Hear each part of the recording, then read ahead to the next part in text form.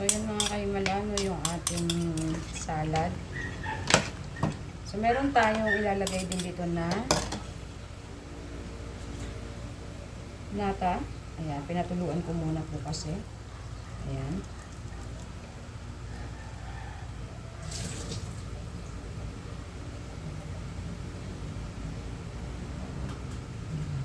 So, mix lang natin.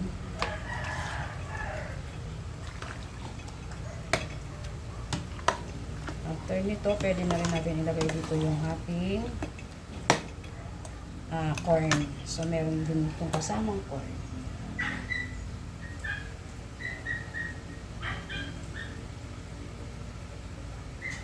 Isisit yung ating corn. Ayan. Haluin natin ng mabuti. So, pwede nyo rin po itong dagdagan ng cheese. Ako mamaya ko na siya lalagyan. Pag medyo kapit na talaga yung lasa. On top ko lang muna yung cheese para hindi siya ganun maduro. So, yun mga kahimala yung ating macaroni salad.